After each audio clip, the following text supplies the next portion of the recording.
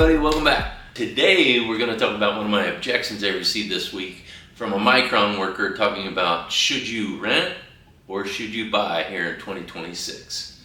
Okay, and this is specifically for workers at Micron, is this video. Say you're making $150,000 at Micron, should you rent or buy a home? That's a great question. If you're working at Micron, you're making $120,000 to $150,000, even more, and you're currently spending about $2,000 a month in housing. I want you to stop and think about something. Over a 5-year work contract, $2,000 a month adds up to $120,000 towards housing. And at the end of those 5 years, if you're renting, you don't own the house. Now, I'm not telling you should automatically go buy a home. That's not what I'm saying. In fact, mortgage rates at 6.7%, Boise area home is not cheap. But I think there's a much better question to ask. Does renting for the next 5 years actually make more financial sense than buying? And today I'm going to run through pros and cons of both using real world examples, specifically to the Micron workers or other high income employees relocating to the Boise area. Let's start with the easy part. Let's say you're a Micron electrician making $150,000 a year and you've got a 5-year work contract and you found a place to rent for $2,000 a month.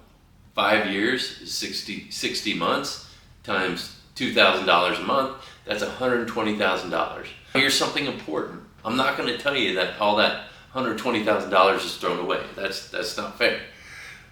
What you're getting something for that money is you're getting a place to live, you have flexibility, and you don't have to worry about selling the property. You don't have the maintenance responsibilities and costs, and you don't have to put tens of thousands of dollars as a down payment.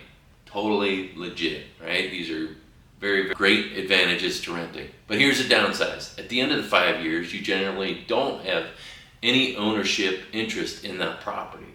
So the question becomes, could some of that $120,000 been converted to equity if you bought instead? So this is where it gets interesting.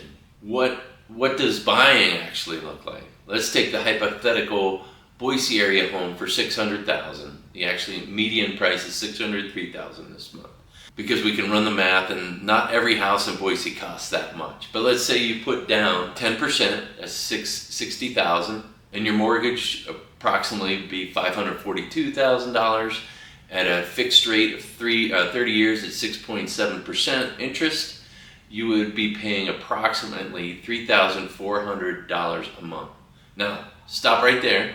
That's a big number compared to $2,000. So this is where I think people make a lot of mistakes. You see, renting wins is what they say, right? But we're not done, because a mortgage payment isn't exactly the same thing as rent. Part of that mortgage payment is paying down the loan. After 5 years of using this example, you'd have paid down roughly $33,700 of principal. That means you started with $60,000 in equity from your down payment, and after 5 years, you'd have approximately another $33,000 in equity from paying down that mortgage. Before we even talk about appreciation, you're looking at roughly $94,000 in equity. That's very different from saying I paid $3,400 a month for nothing. But here's where I want to be honest. Okay, now before you get excited and say, Eddie, you've convinced me, let's buy. No. So slow down. There are costs in owning a home. You've got property taxes, you got homeowner's insurance, you've got the maintenance. If you don't pay the 20%, you'll be paying mortgage insurance, potential HOA. And if you're going to own a home for 5 years, there's another big consideration. There's the selling cost, real estate transaction costs. If you buy a house today and sell it in 5 years, you cannot simply compare your purchase price with your future sale price and call the difference your profit. That's not how it works. And that's why I don't want this video to be a sales pitch for buying. There are absolutely circumstances where renting is actually the better decision. So here's where actually renting might be the smarter move. Let's say you're not sure you're going to stay in Boise. Maybe your Micron assignment could end in 2 years. Maybe you're not sure where you're going next. Maybe you don't have enough cash for a down payment and still maintain the property and have, say, an emergency fund. Maybe buying the $600,000 house would stretch your budget too far, or maybe you can rent for $2,000, invest the difference between your rent and the cost of owning. These are legitimate reasons to stay in a rental. And I would never tell anybody to become house poor just so they can say they can own a home. Home ownership is not automatically a good financial decision, and the numbers have to work for you. So why would somebody want to buy? Now let's look at the other side. You're making $150,000 and per diem, which I do know about, you're getting if you're 70 miles out of the area. You're already committing $120,000 to buy housing. Now you have something the renter doesn't. You have ownership. You have an asset. You have principal being paid down every month. Say you get some roommates to help with that. You have potential for appreciation, and you have the potential for refinance when mortgage rates actually become more favorable. Notice I said potential. I'm not telling you rates are going to go down. I'm not telling you Boise home prices are guaranteed to go up. Nobody knows that, and if they do, if they tell you they do, they're lying. You should never buy a home based on the assumption that you can refinance later and that the values will go up. Rates do eventually fall, and you will have an opportunity to refinance. A renter does not get that opportunity because you don't own the mortgage. The biggest thing I see people missing, and what I want Micron workers to think about, the question is 6.7% a high interest rate? Absolutely. Compared with the rates that people had just a few years ago. The question is, what happens to my money over the next 5 years? If you rent for $2,000 a month, that's approximately $120,000 in rent over 5 years, assuming rent doesn't increase. If you buy, you're taking on substantially more housing expense in this example, but you're also building equity through principal reduction and potentially through appreciation. So this isn't simply rent is bad, buying is good. It's what are you getting in exchange for your money and what you're spending? That's the question.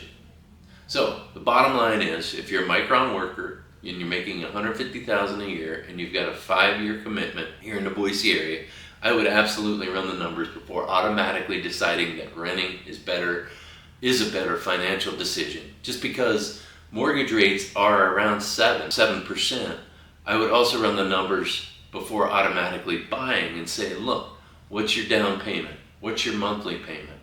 Your taxes, your insurance, what's your maintenance costs? Your expected time in the home, huge piece right there.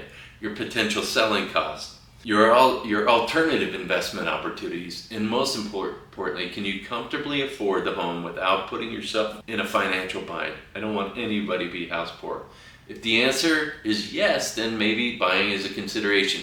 If the answer is no, then that's exactly the right decision. And that's really the point of this video. I'm not here to tell you you need to buy a house. What I'm here to do is just have you think about all aspects of it. If you're thinking of moving to Boise from your Micron job and the numbers don't work, then they don't work.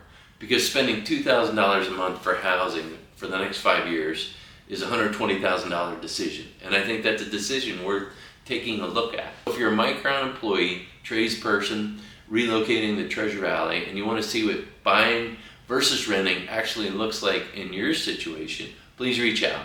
I'll help you look at the real numbers without the sales pitch. My name's Eddie Udry, real estate advisor here at Finding 43 Real Estate in the Treasure Valley. I hope you found this video useful, and please, if you like what you're hearing and you want more information, I'm happy to provide you with anything I can, as well as go to my website. I just redesigned my website. I have a great search tools, mortgage calculators on there. I'm always available for any questions, as well as we just redesigned our relocation guide so you can compare different neighborhoods in the Boise area. There's a lot of great opportunities here, a lot of great neighborhoods. We are changing quickly, and hopefully for the better. I hope to see you on the next one. Thank you.